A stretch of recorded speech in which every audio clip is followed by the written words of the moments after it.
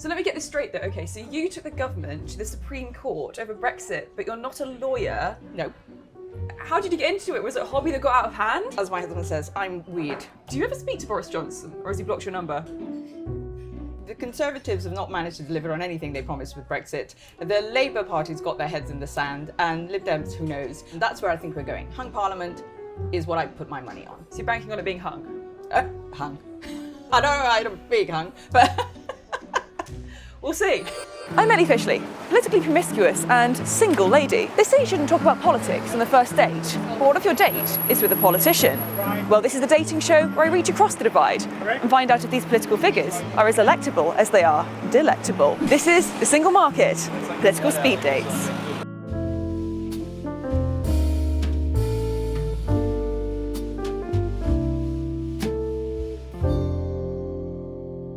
Attempting to steal Ellie's heart this week is a woman who took on the government and won. Well, sort of. Leader of the True and Fair Party, Gina Miller is a self-confessed adrenaline junkie who's most at home behind the wheel of a supercar. Just try not to mention Brexit. Hi Gina. Hi. Hello, so good to see you. How are you? I'm very well, thank you. I'm a little bit nervous, I have to say. Oh, come on. Of course you're not. Well, Bloomberg describes you as an establishment wrecking ball. Oh, don't worry about that. You're not going to smash the table up then? No, I won't. No? Not, well, we'll see how the questions go. I might do later. First things first, I want to establish, are you true or fair? I'm both. You're both. Because you've got a lot of things going on. You have your finger in lots of pies, don't you? Well, I get bored really easily. And also, you not know, good I've news. got time when I retire, whenever that is, to sit back and reflect. Right now, it's about doing things. It's about doing things, lots of pies. But I don't think they have pie on the menu. That's probably a good thing, because I'm not really into pastry or meat, so probably a good thing. Well, how about we get some pasta? Pasta, please. I didn't realise you had so much in common with Nigel Farage, though, because neither of you have bank accounts. Well, that's not quite true. But even if we put that to one side, you know, even a broken clock is right once a day. So, you know, on this occasion... Twice a day? Well, maybe twice a day, if you've got a 24-hour clock. Yeah, debanking is not a good thing for anyone. So, right, that's Nigel Farage, but I went on a date with Richard Tice and with Alex Phillips. Oh, lucky you. How would they feel about me cheating on them with you? Because you're not a super Brexit fan, right? Oh, no. I mean, you know, the Conservatives have not managed to deliver on anything they promised with Brexit. The Labour Party's got their heads in the sand, and Lib Dems, who knows? As far as I'm concerned, it's time to pull the ripcord and rejoin. So, no, they're definitely not going to agree with me. So should you ever get back with an ex? Oh, it depends. In this It case? depends. But they're not an ex, and I don't think you can make a comparison with a relationship. Personal relationship and a trade union, and something that's actually going to make us more prosperous, more secure, and face of future problems together, it's not really like an ex. You're not going to like me. Simple analogies are basically all I've got to offer. Do you always go back with your ex? But the EU isn't my ex, so yeah. It's not my ex either. Hard But for me to say.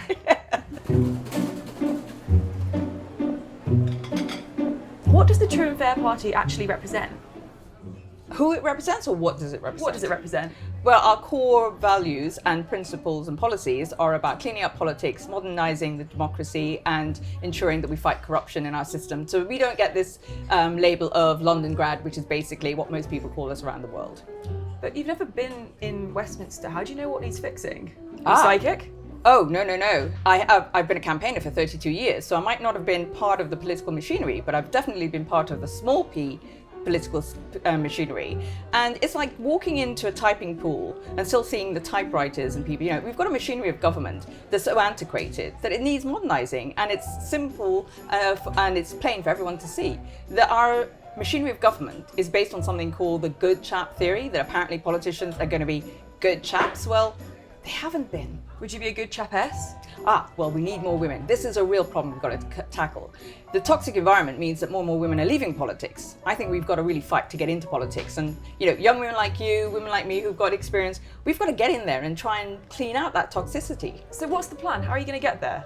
Well, we have chosen very carefully some 9 seats that we're fighting, and we just have to put on offer to the electorate our vision, our plans, our policies, and it's up to them to decide. 9 seats? You can't win a majority with 9 seats, Gina. I thought you Oh, were good at maths. no. I'm not going to win a majority, but if it's a hung parliament and you win a few seats, then you amplify your influence. And that's where I think we're going. Hung parliament is what I put my money on. So you're banking on it being hung? Hung. I don't know, I don't big hung, but We'll see. oh, my favourite, but that's a big serving of pasta. There's 2 of us. Yeah, okay, fine, we can It's get your through that. favourite. Maybe I'm psychic. It's not. Arabiata, you are psychic. Wow. My gosh.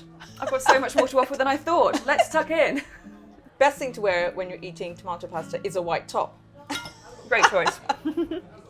Oh, it's spicy. I like spicy. That's really nice. So I saw on your Instagram bio that you're an adrenaline junkie. You could say that. How'd you get your kicks? Oh, well, I love speed.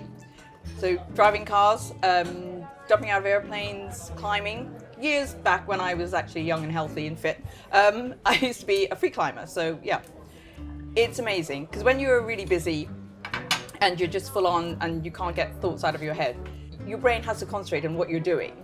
And so other thoughts can't invade your thinking. So it's not just the adrenaline junkie, it's actually about freeing your thinking. So is that why you took the government to court? I wouldn't call that an adrenaline rush somehow. I mean, that was something I never imagined I'd be doing. I mean, when I'm doing my events or I'm climbing or driving, I plan it meticulously.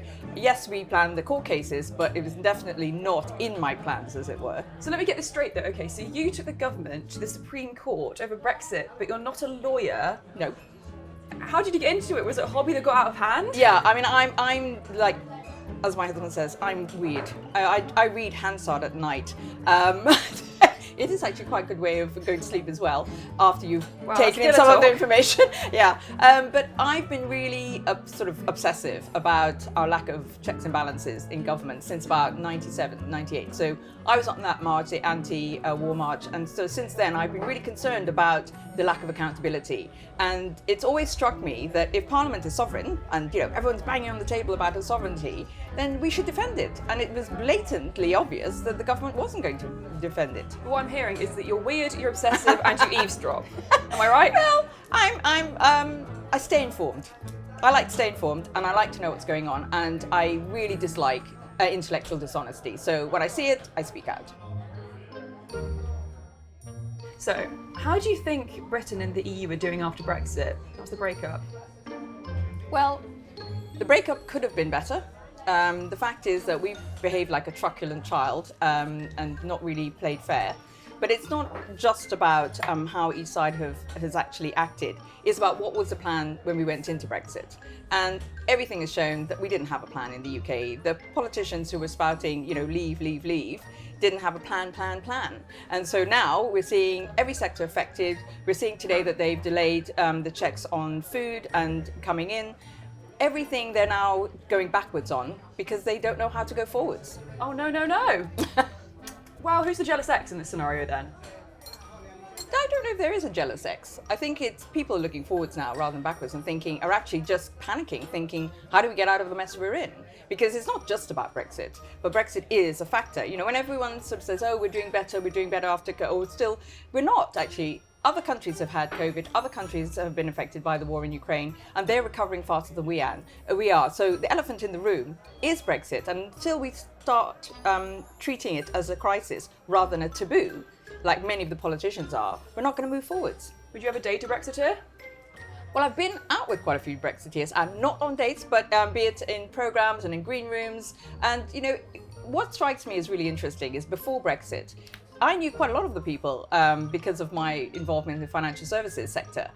And we never really talked about politics. I wouldn't have known their politics. But something happened in 2016. We started interfering in each other's personal lives when it came to our politics. I think I'd like to go back to the place where people kept their political opinions, if you like, more to themselves, or we didn't interrogate everybody, because that way, oh no, I'd never do that. Oh come on, we'd get on so much better if we didn't ask everybody. I mean, I honestly, in the past, I would never have known, for example, what Richard Tice's politics were. Even though I knew him in the city years ago, I wouldn't have known what someone like Helena Morrissey's politics were. And I've known her in the city for many years, where we've been championing diversity and trying to push that diversity clock forwards. So no, I didn't know this about these people. I was quite surprised about most of them because I thought they were far more rational people than they turned out to be. So you don't talk about politics on a first date? No. Well, This is not a first date. This is a girl date. it's a girl date, sure. It's different. Well, okay, are you mates with any Tories though? What, sorry? Are you mates with any Tories? Yeah. Yeah? So you can see past politics to a degree. Look, politics doesn't define everybody. There are more things that I'm worried about. I know there are particular politicians like David Davis where we talk about special needs and the provision for special needs children because of one of his family members and because of my eldest daughter. I've also spoken to Robert Buckland about how do we change the laws on when it comes to inheritance tax and wills and protecting children that are not of a marriage. These are important issues that have got to be non-political and non-partisan. We can't move forward unless we do that. You said you like supercars, right? I know. Yes. Yeah. What car would you be? Well, I have an Audi R8 as my Is that baby. fast? Oh, it's fast. It's got a Lamborghini engine in a road car. That sounds a bit excessive. Oh no, it's great fun, and I know how to drive it. I mean, I wouldn't give a fast car, a supercar, to a youngster. I think that's irresponsible. But if Not you to know what me. you're doing, can you drive? Haven't done my test yet. Well, we definitely wouldn't give it to you then. Okay. Maybe later. After a few years, but you love it. I mean, it's great fun. It's great fun.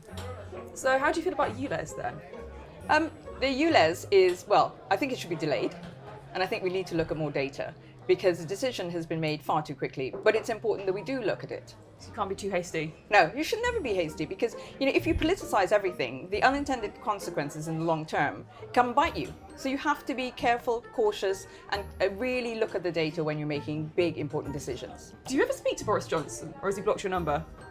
Actually, I've never met Boris Johnson or spoken to him. I know his family members, but no, never. We did do a naughty thing, Rachel and I, once. We actually we did an interview at an event together about bloody difficult women.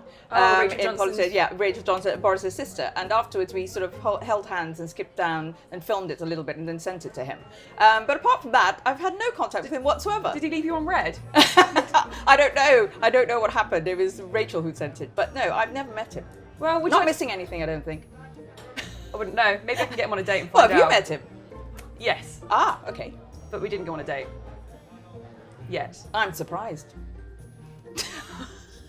Not from you, but from his point of view. Why wouldn't he? No comment.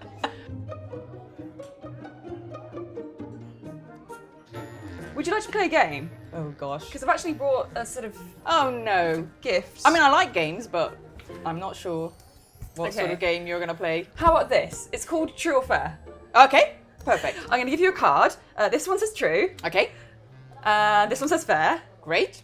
All right. I'm going to ask you some questions. Okay, Tell me if they're true. The answer is true or fair. okay. Okay. You were born in Guyana. Is it hot? Fair. It's fair. It's also Oh, and true. true and fair. And it's true. And it's true. And it's fair. It's a fun family day out. What is? The answer. Sorry. I have given you confused. options. It's a what? It's a fun family day out. Yeah. Is it true or fair? Well, when I go with my family out, it is fun. It's a fun fair. No. I got that out of Cracker. Yeah, it should stay in the cracker. How about this one? It's what you pay when you get on the bus. What? It's what you pay when you get on the bus. Fair. It's true. This is the best date of your life.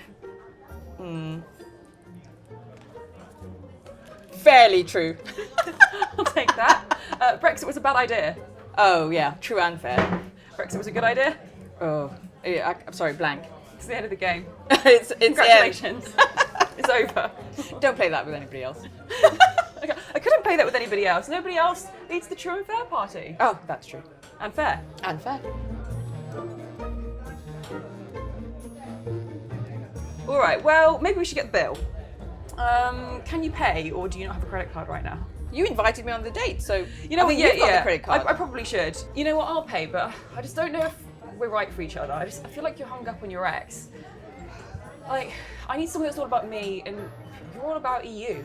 All right, you know what? I've got this. Are we back in the EU already?